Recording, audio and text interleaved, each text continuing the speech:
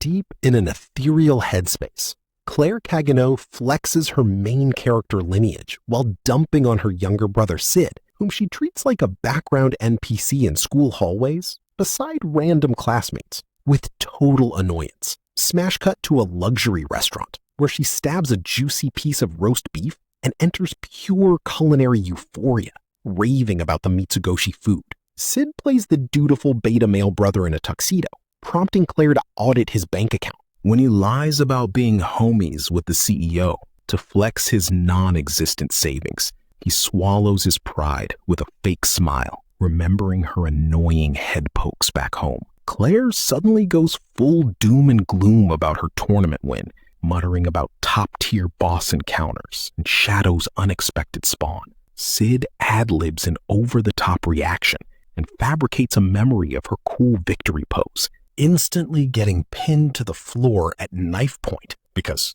it was actually a middle finger, as she frets about his trash-tier academic future. He lies nonchalantly on the floor like a slacker, smirking about his secret identity, leaving her to sigh and pull out a glowing weapon to force recruit him for a high-level raid on the Blood Queen. Cid's inner Chunibyo hyperventilates with joy at the vampire trope. Under a glowing full moon, she marches him through town explaining her spell sword anti-vampire score, leading Cid to question basic undead lore before she clarifies that Lawless Town is the server's last Wild West zone under the shadow of the Crimson Tower. She insists this side quest will boost his knight resume, promising complete protection with a squad leader smirk. Cid detects aggro and sniffs blood in the air, sending Claire into high alert panic as she dashes down a dark alley and draws her weapon on a shadow.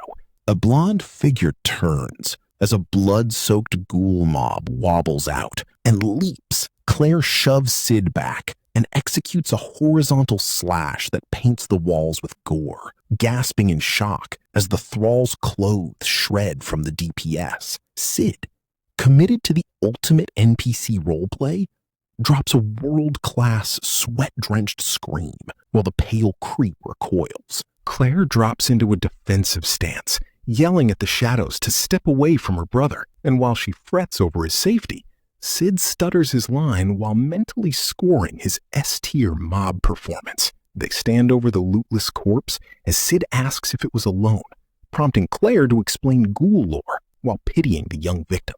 She laments human corruption and worries about turning into a monster herself, but when Cid tries a snappy mob insult, she violently pummels him into the pavement. Recovering her melancholy tone, she whispers rumors about Princess Rose's corruption and her own childhood curse, recalling black blemishes taking over her body and inspecting her hand nervously. Cid keeps a poker face, remembering he already cured that debuff years ago, and offers a calm reassurance while dripping blood.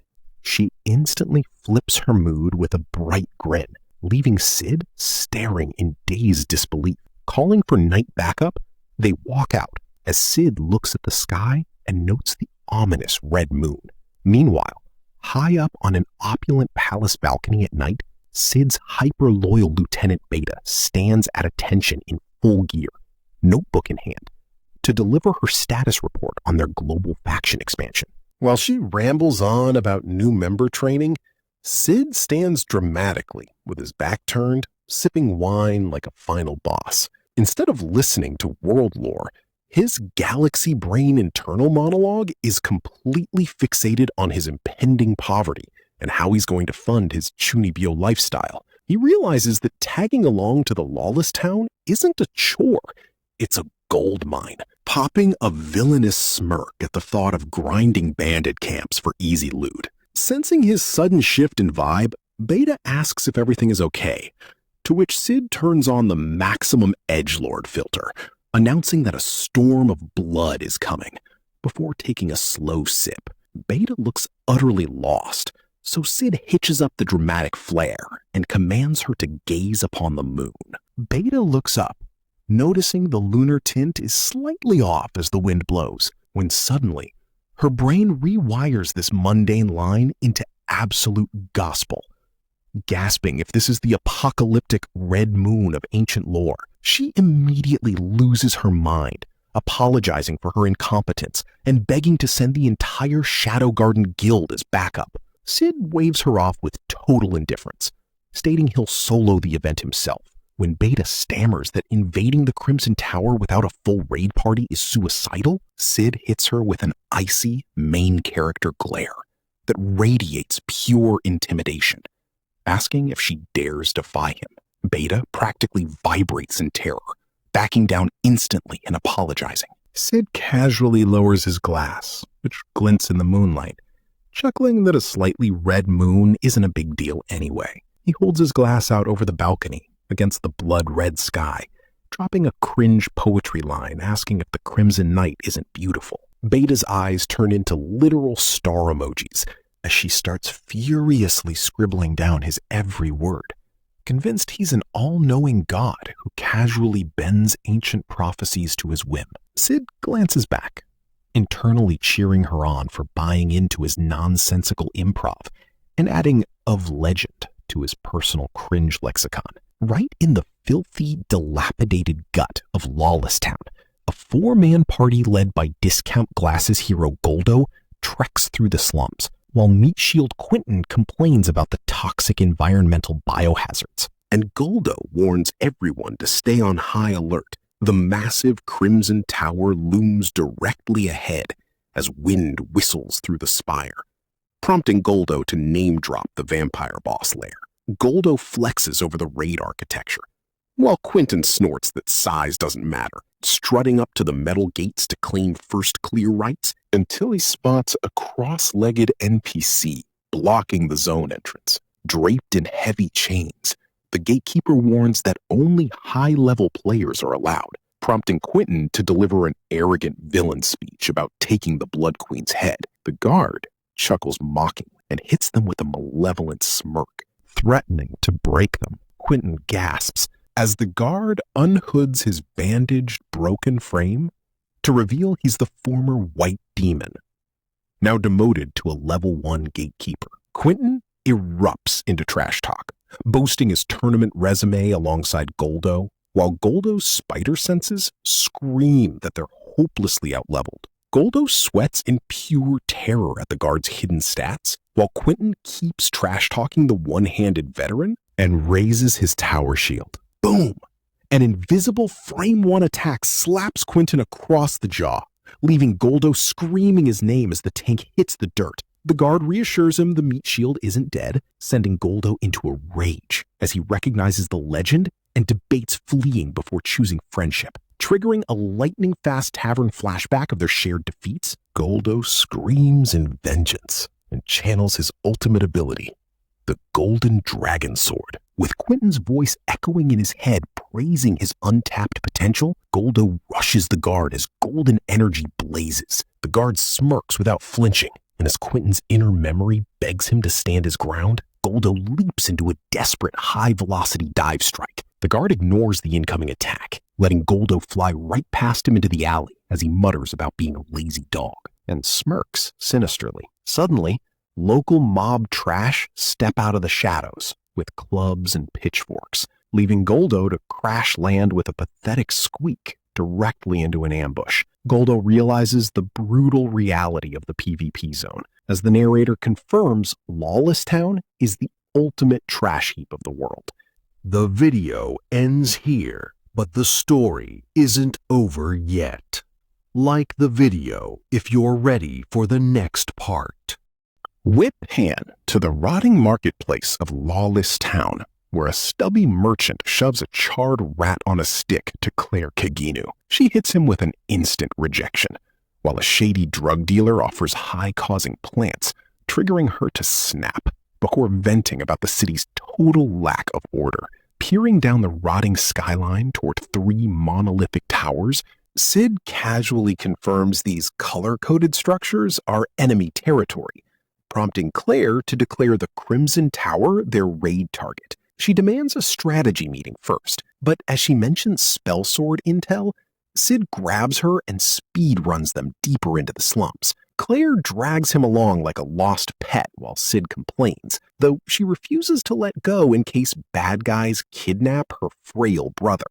Cid mutters that he isn't a kidnapped princess, right as a slave merchant intercepts them, offering 2 shackled prisoners, Quentin and the White Demon, for 37 million zenny. Claire glares cold judgment at the slave trade and struts off while Cid reflects on the slum trash fire. He glances at the trembling, collar-bound prisoners, staring blankly at their pathetic state as the White Demon whines over food crumbs, completely failing to recognize his former tournament opponents before walking away, hoping they find decent buyers. Night falls under an eerie red moon, prompting Cid to marvel at the supernatural RPG sky physics.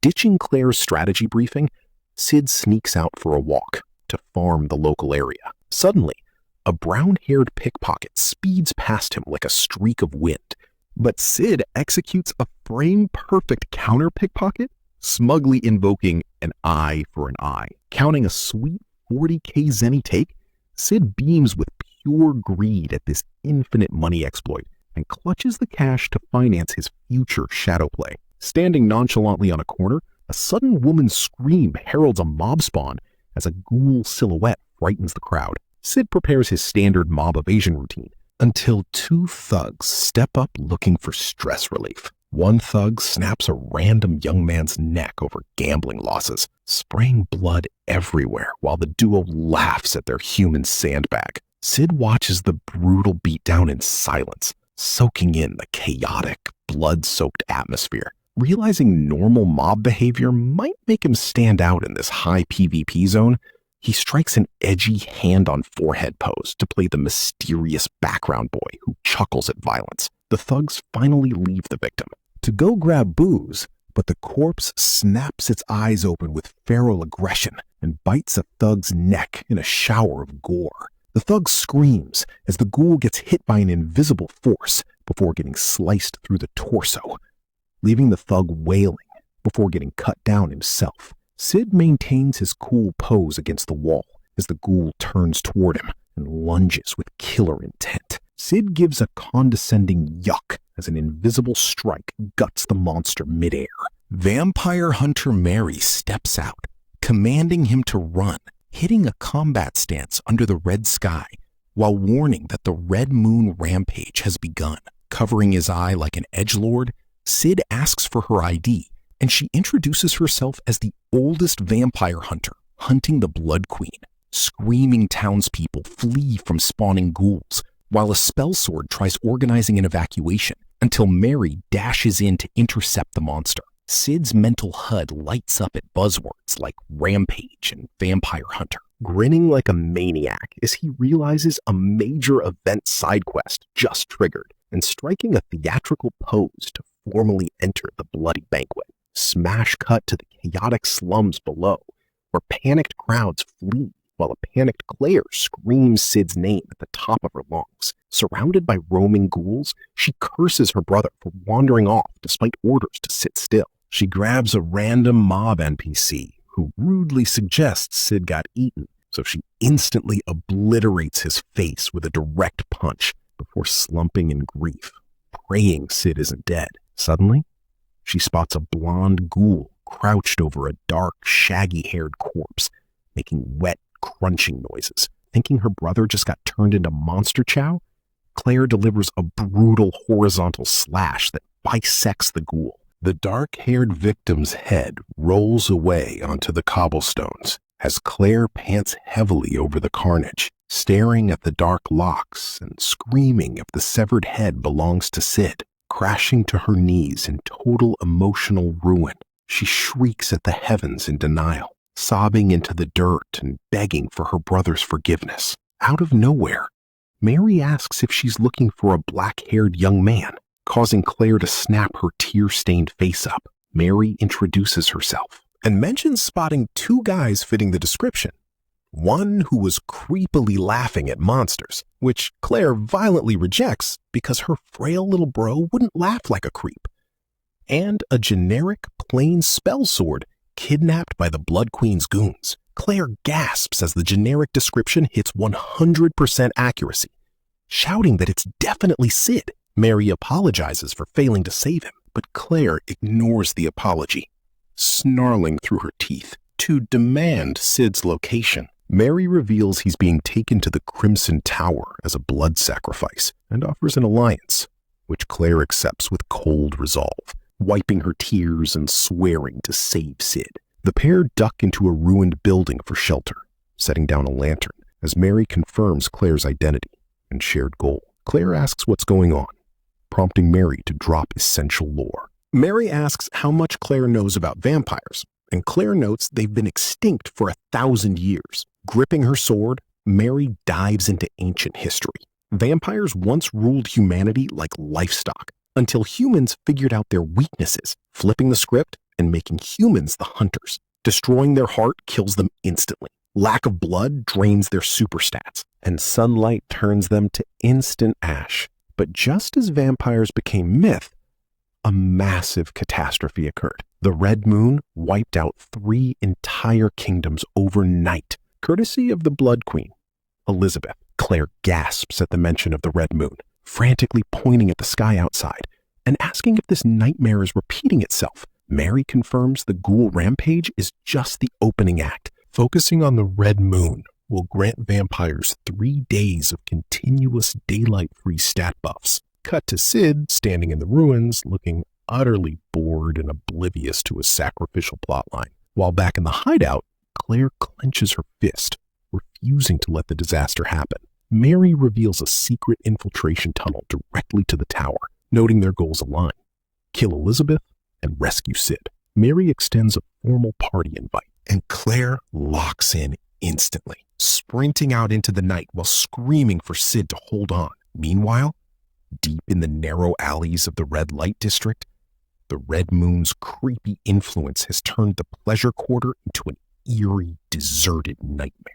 Suddenly, a dark-coated bodyguard gets absolutely blasted back in a spray of blood from a massive ghoul strike. A local working girl named Marie crouches in pure horror, listening to the stomach-churning crunch of ghouls eating nearby. Her cat-eared friend screams from down the alley to snap out of it because all the brothel's security guards just got wiped out. Marie is too paralyzed with fear to move, trembling alongside another blonde girl. And just as a ghoul looms over them, a flash of steel decapitates the monster in a massive fountain of blood, making Marie shriek. She opens her eyes, utterly bewildered, looking up at a mysterious figure with a ridiculously dramatic black trench coat fluttering in the wind. Standing on the stairs with his sword planted like an absolute boss, Cid introduces himself with his peak Chunibyo speech. "My name is Shadow, one who lurks in the shadows and hunts the shadows." He keeps his hood low, looking incredibly edgy, and tells them to run because the rampage has begun. Marie grabs his cloak, completely confused by his cryptic roleplay. But before she can ask questions, Cid uses his high-speed movement to vanish with a clean whoosh, leaving Marie staring at the fallen victims in distress. Her cat-eared friend rushes over to check on her, prompting Marie to ask about this mysterious shadow. The cat-eared friend stands over her with a serious expression, asking if she knows him. She explains his terrible reputation, recounting how customers say Shadow is the boss of a gang of villains who attacked the academy, destroyed the sanctuary, and have been doing whatever they damn well please. She points out that Shadow's arrival is probably the entire reason the town is currently glitching out, and lets out an exasperated sigh at the absolute mess of their workspace. Another blonde girl stares at a dead bodyguard in terror as the alleyway is revealed as a graveyard of blood-soaked bodies. But Marie is convinced Shadow is actually a hero, defending the weak, which makes sense since every single ghoul in the immediate area was instantly turned into cold meat. Meanwhile, up in the ominous ritual chamber of the Crimson Tower, the vibe is pure Gothic architecture, with a black and white checkered floor and a giant white circle around a central coffin. Lord Crimson and his formal-suited butler confirm that the human offerings are locked and loaded. Crimson looks out the window, noting the Red Moon isn't at peak saturation yet, but gloats that once it is, their beloved Elizabeth will revive. They discuss their campaign progress, and the butler warns that 3 specific high-level players are offering unexpected localized resistance. He pulls up a hologram of the White Tower's elegant boss, Yukime, and the Black Tower's beefy armored ruler, Juggernaut. Crimson shrugs them off, confident that none of these scrubs can stop the Blood Queen's revival or their impending world domination. But the butler shows one final profile, a mysterious hooded figure who has been completely wiping their vanguard units. Crimson asks who this third mysterious challenger is, and the butler warns that this rogue player, known only as Shadow, might actually be the biggest threat to their entire operation. Back in reality, Crimson's face twists into a furious scowl as he spits Shadow's name, swearing that nobody is going to ruin his perfect raid plan. Inside the delusional theater of Cid Kagenou's mind, the ultimate Chunibyo is busy min-maxing his budget, calculating that physical stats are useless without a massive bank account to fund his theatrical debut. He visualizes a gothic throne room stacked with treasure chests because his sister basically told him to go big or go home, plotting a 300-year speed run of keeping his Shadow Lord status active way into his retirement. This obsessive greed stems from his early game poverty, remembering when he literally scraped up pocket change on his knees and relied on the local megacorp, Mitsugoshi, just to survive. Now, he's fantasizing about the ultimate premium meal of pancakes and expensive red wine, fully convinced that self-earned cash makes the loot taste way better. Smash cut to the grimy streets of Lawless Town, where our boy is harvesting gold coins off mob drops, realizing that farming ghouls is the absolute easiest gold generation exploit in the game. Grinning like a lunatic under a rain of currency, he declares this Crimson Tower event his personal bonus stage. Meanwhile, the local spell sword union is experiencing a total party wipe on the blood-soaked cobbles below, screaming as their frontliners get absolutely shredded. Meat Shield Grain is panicking because the trash mobs keep pushing them back from the Blood Queen boss room, while a dark-haired warrior lady tells him to stop crying and stop ruining their raid party's morale. The DPS squad is already falling apart, with an angry spell sword yelling that he knew this quest was a bad idea from the character select screen, especially since the Crimson Tower's old rule warns low-level players to never aggro this place. Rage quitting the guild mid-fight, the angry spell sword runs away despite Grain's desperate pleas. Boom! Suddenly, the guild leader gets completely insta-killed in a spray of gore, leaving the dark-haired warrior screaming. The rest of the mob loses their minds, shrieking that they're totally doomed. The warrior lady tries to call a retreat, but she's cornered by a massive horde of ghouls and prepares to accept her inevitable game over. Whip pan to a sudden burst of lightning-fast shadow magic as our disguised protagonist drops a Chunibyo voice line, unleashing a massive jet-black whirlwind AoE attack that sends the entire mob flying. The blast knocks a couple of bystanders back like ragdolls, leaving Shadow standing in the dust looking ridiculously edgy. The warrior lady is left completely stunned, desperately reaching out to ask the identity of this mysterious high-level player, while offering her guild's full cooperation. Shadow doesn't even look back, dropping a cold, "Not interested. I'm finishing this speedrun solo" line before walking away. The warrior lady is left staring at his legendary silhouette, imagining him standing atop a mountain of loot under the crimson moon. Right on cue, a meathead named Glenn lunges into the fray with a heavy horizontal slash, moving over to the chaotic alleyways of Lawless Town.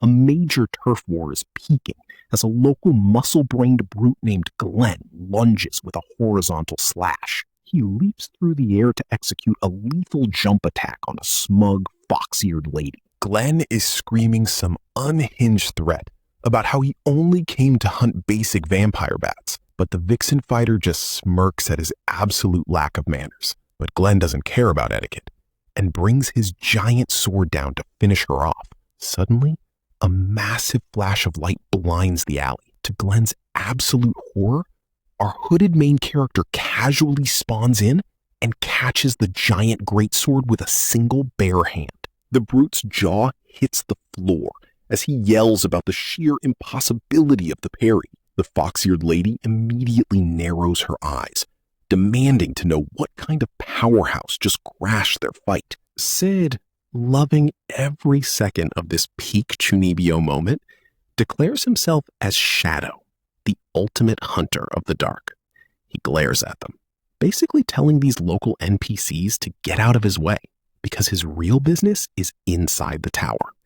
The two local crime lords share a look of pure confusion, but Glenn's single brain cell finally sparks as he realizes this is the legendary leader of Shadow Garden. The fox-eared lady immediately changes her tune, dropping a gentle smile. She casually mentions she runs the local red light district and heard he rescued some of her staff. She even leans in close, offering a very personal late-night reward once the dust settles. But Shadow hits her with the ultimate Sigma male rejection, waving her off because he doesn't care about her rewards or saving random NPCs.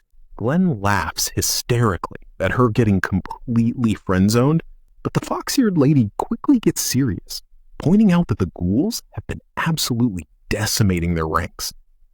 Glenn scowls at the sky, grunting that it's high time they demolish one of the town's rival towers. A mysterious tall guy in a wide-brimmed hat adjusts his coat and suggests they focus on the Blood Queen before Shadow steals all their potential loot. Right on cue, some edgy white demon character steps up, gripping a massive scythe and bragging about how excited he is to hunt new prey. He rants about how he's finally going to paint the town red under the moon. He even starts explaining his boring, tragic backstory about how he used to be a knight captain before his blood fetish got him fired. But before he can finish his monologue, the massive juggernaut, the tyrant, literally smashes through the brick wall like the Kool-Aid Man. The white-hooded cultists nearby immediately start weeping and crying about how they're completely outmatched. The white demon just smirks at the chaos, trying to finish his story about a woman he was once cutting up in an alley. In his twisted memory, the fox-eared Yukime is standing coldly in the dark. A cultist in his flashback is screaming in terror at her arrival, while Yukime just looks completely bored by the whole situation. He also recalls a seemingly weak guy in a black coat strolling through the alley. The white demon continues his internal monologue about how much he loves the sight of red blood, but his flashback suddenly cuts to him getting absolutely bifurcated by Shadow, blood spraying everywhere. His face contorts into a mask of pure shock. He ends up lying flat on the cold ground, staring at his own pool of blood while gasping in confusion. And as he looks up at the red moon, deep inside the dusty archives of the Crimson Tower Library, the lore master elf Beta is busy farming lore when her concentration is shattered by a series of massive explosions. Giant cracks spiderweb across the reinforced stone wall before Cid Kagenou and Marie crash through the debris like terrible players failing a stealth check. Claire groans about the wall being flimsier than expected, while Marie tells her to watch her step. Beta stands perfectly still, dryly greeting these uninvited intruders, but her eyes widen as she recognizes Lord Shadow's sister. Claire demands to know how she knows her name, and Beta quickly improvises, pretending she only knows her as the legendary champion of the War of God Festival. Claire draws her sword with hostile intent, forcing Beta to introduce herself as a member of Shadow Garden. Beta reveals they are searching for progenitor blood to cure possession, theorizing that the two are biologically linked. Marie flies into a rage, calling it blasphemy, but Beta throws out a massive drive-by deconstruction, exposing Marie's secret identity as the oldest vampire hunter. Marie gasps in shock, and Beta asks if she's still searching for her lost homeland. Claire instantly pivots, asking Marie what she knows about curing possession and pleading for a way to save herself. Marie goes dead silent, and Beta mischievously tells Claire not to worry about it. But when Beta asks why they're here, Claire hysterically cries out that her brother Cid has been captured and is about to be sacrificed by the Blood Queen. Cue a quick mental shot of Cid looking totally clueless, but Beta instantly has a massive tactical panic attack, her hands shaking in sheer horror. Under the mask, she screams in absolute disbelief, completely losing her cool over her beloved Lord Shadow being in danger. She tries to lunge forward in a panic, forcing Marie to hold her back and order her to stay on mission. Deciding they need to speedrun the rescue, Marie drags Claire out of the room. Inside the library, the masked blonde ponytail girl nods in agreement, while the chin-length-haired operative scolds the trembling Beta for her massive slip-up. The ponytail girl warns that they must stay in line and trust that Lord Shadow has everything calculated, looking up at the massive spiral staircase leading to the boss room. Higher up in the tower, Claire is already locked in combat, smashing her blade into a headless vampire in a suit. She panics when the headless mob keeps attacking, but Marie yells for her to pierce its heart. Claire drives her sword home, turning the elite trash mob to ash. Marie analyzes the increasing difficulty of the upper floors, and Claire praises her combat skills, suspecting Marie knows way too much about vampire lore. Marie plays it off as a basic hunter trait, but Claire presses her, pointing out her obvious sympathy for the monsters. Claire demands to know if she's hiding a major plot point as she calls out to Mary and asks what secret she is harboring. Marie deflects, counter-questioning why Claire is asking about possession and why she's so obsessed with the cure, before coldly stating that no cure exists anyway.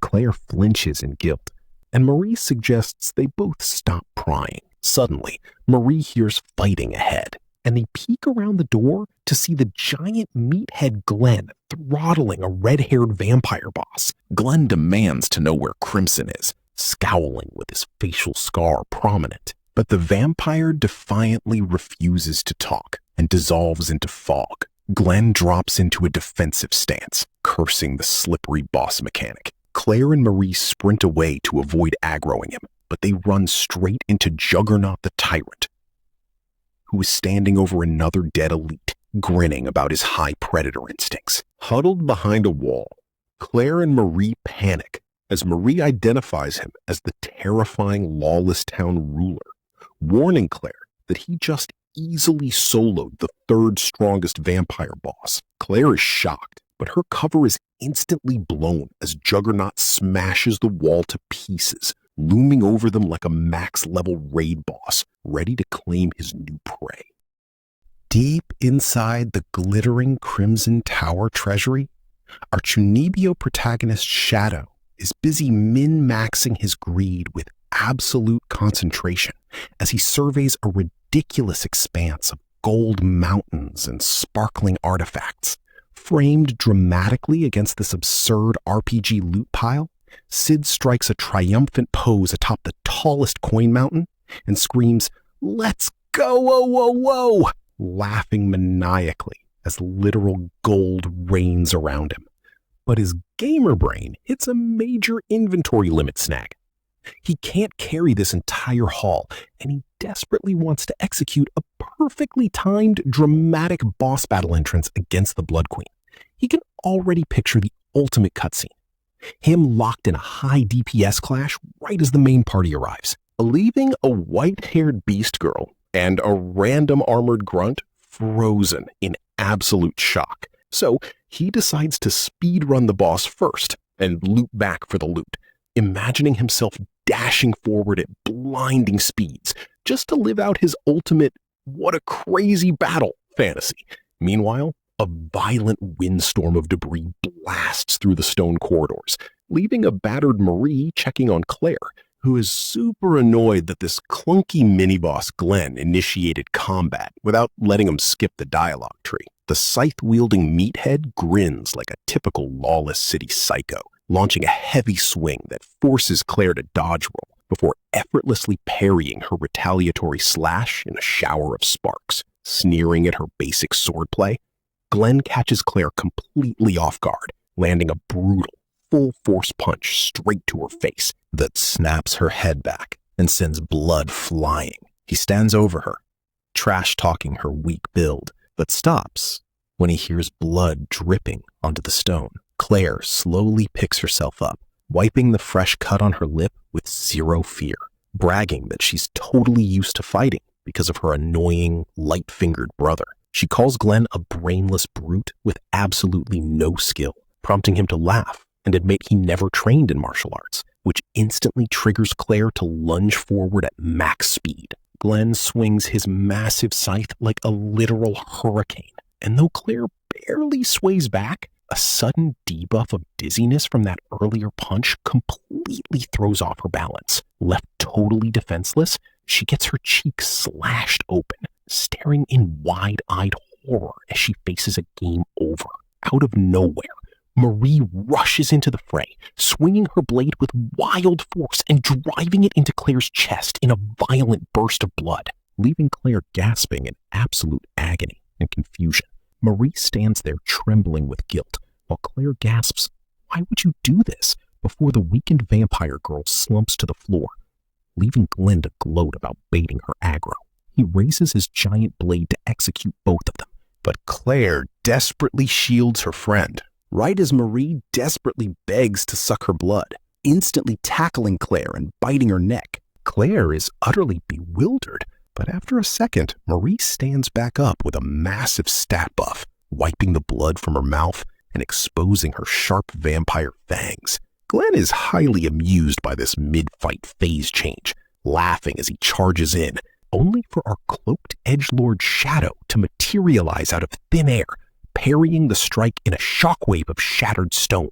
Claire watches in sheer shock, while Glenn tries to flex his stats, but instantly unleashes a counterstrike that blows Claire backward. Marie falls to her knees, gasping that she still isn't used to this blood buff, forcing Claire to scream her name as Glenn prepares a final execution swing. Claire freezes in sheer terror, and Glenn's blade crashes down, tossing her violently across the floor. Thinking it's a permanent wipe, she closes her eyes and apologizes to Cid. But at the absolute last frame, Shadow triggers his iframes, delivering a thunderous high kick that sends Glenn flying as he coldly tells him to buzz off. Claire opens her eyes in complete awe as Glenn is blasted through a crumbling stone wall, howling curse words at Shadow midair. Claire picks herself up, staring at her mysterious savior's back. But the ultimate role player just drops some cryptic dialogue about the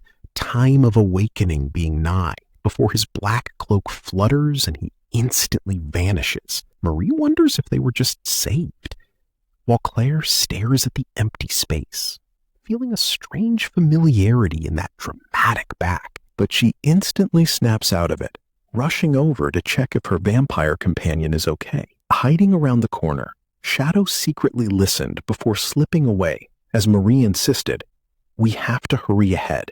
I'll explain as we walk." Tipping her hat, Marie admitted, "Forgive me for sucking your blood suddenly. As you see, I am a vampire." Dropping 1,000 years of lore, Marie revealed, "I used to be the subordinate of the Blood Queen, Lady Elizabeth, and started her tale. This is a story that goes back over 1,000 years. A vision opened on a quiet rural village where locals marveled over a slain beast, asking, 'What a surprise! This is one huge beast. Did Lady Elizabeth also defeat it?' While a mother gushed, 'I don't know how to thank you for helping the children from such danger.'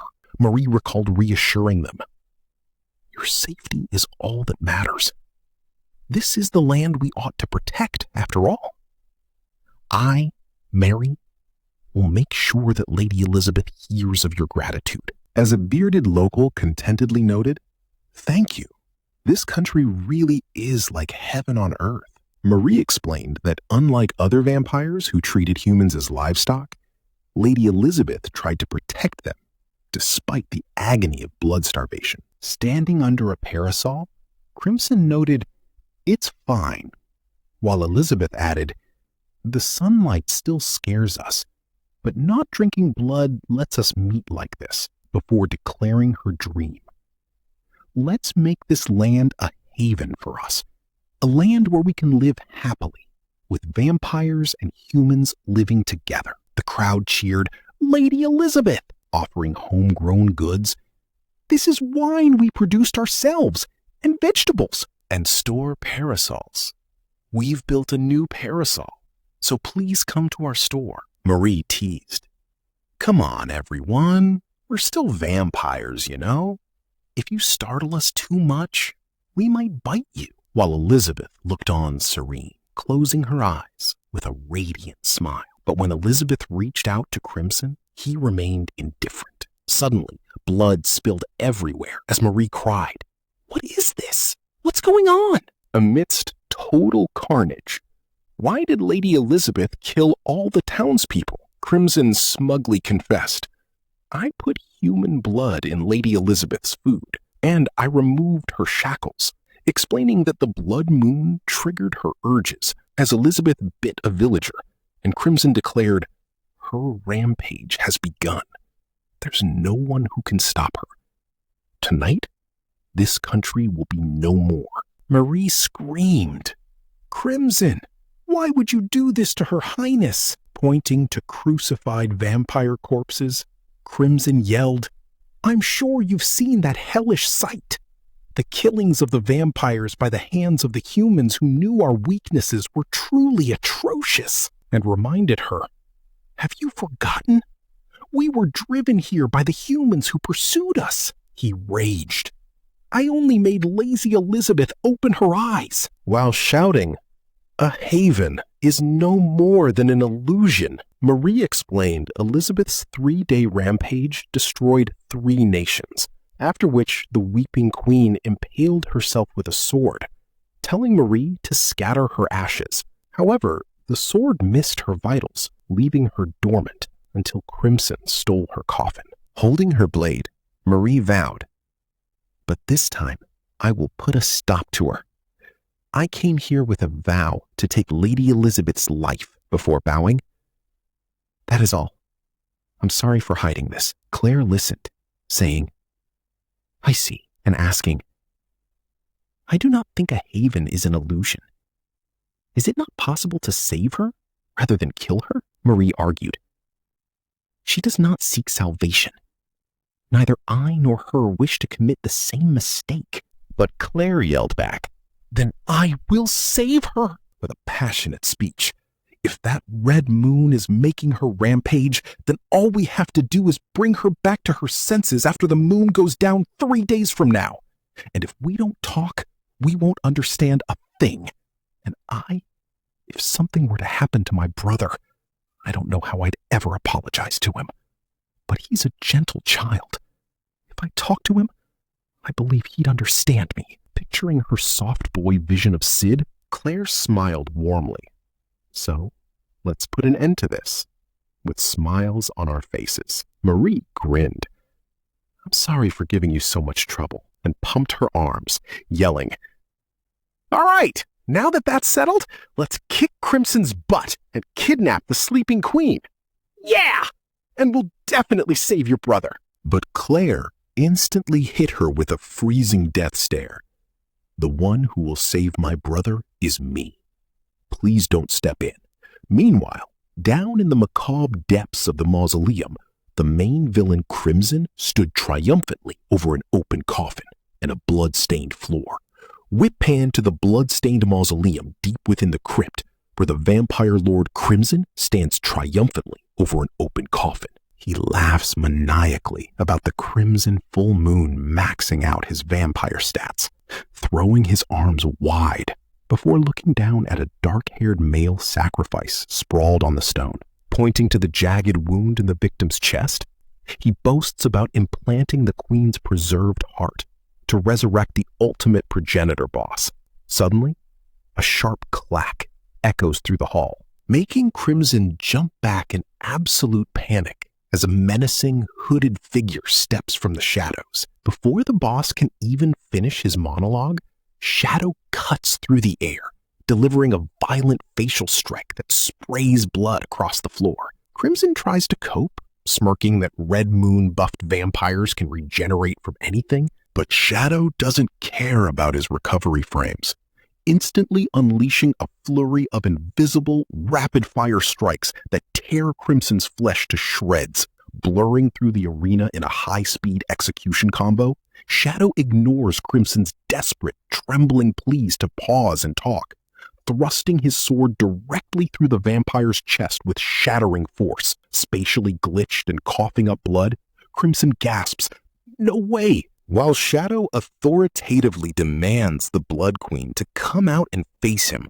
But as the ceiling crumbles, only an awkward, heavy silence fills the empty room, forcing Shadow to stand there in a dead silence, awkwardly staring at the central coffin. Finally, he slides open the heavy stone lid with a rough grind, asking if she's inside, only to drop his edgelord persona in absolute shock upon finding it completely empty. Cid's inner gamer instantly panics, realizing his serious dash to the boss room was completely wasted. And looking down at the dead body, he assumes some other party already cleared the raid. Slumping his shoulders in absolute disappointment, he complains that wasting time to save his sister on the way cost him his epic boss fight moment. Muttering that he might as well just go back and loot the treasury, he casually walks away. But as his footsteps fade into the distance, Crimson's eyes suddenly snap open to a booming heartbeat, ready to trigger his Phase 2 boss fight. The video ends here, but the story isn't over yet. Like the video if you're ready for the next part.